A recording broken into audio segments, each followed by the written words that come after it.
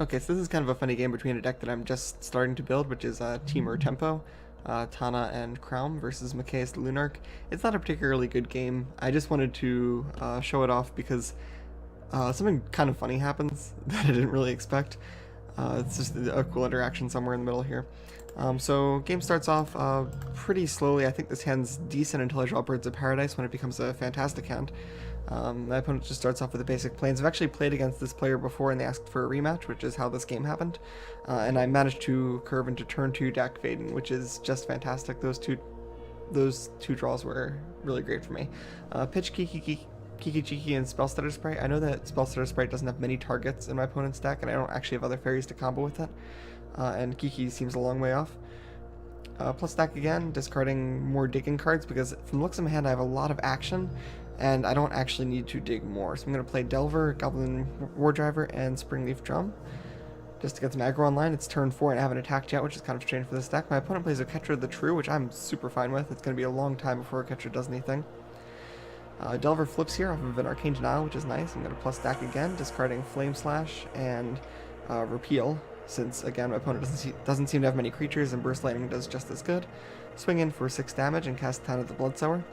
Tana is the main aggro piece of this deck. The goal is to keep the opponent off balance with tempo cards, removal, and counter magic long enough to get a hit in with Tana, and then just go super wide. And here I get to do some cool stuff. So I get to ult Dak Vaden. And you can be forgiven if you haven't actually seen this happen before, because Dak Vaden very rarely ever ults.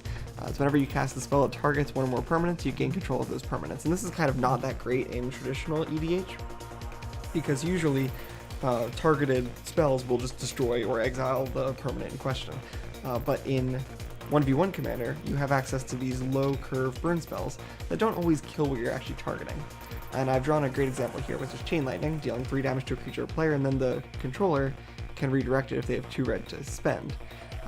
Now, if you're thinking about this, you might notice that I am now the controller of Oketra the True, as Chain Lightning is resolving. So despite the fact that it was my opponent's when I targeted Oketra, I can now copy Chain Lightning and also burn them for 3 in the process, which I thought was pretty darn funny. I haven't actually ulted Dak Vaden and gotten to use it before, to my best of my memory, and to get it to use it in such a actually pretty broken way was pretty nice.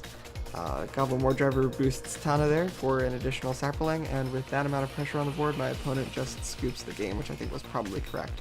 Oketra can obviously attack here, and I have enough burn through Burst Lightning and Snapcaster Mage to get through any blockers. Plus my opponent knows about Arcane Denial, and I do have the 2 mana to cast it.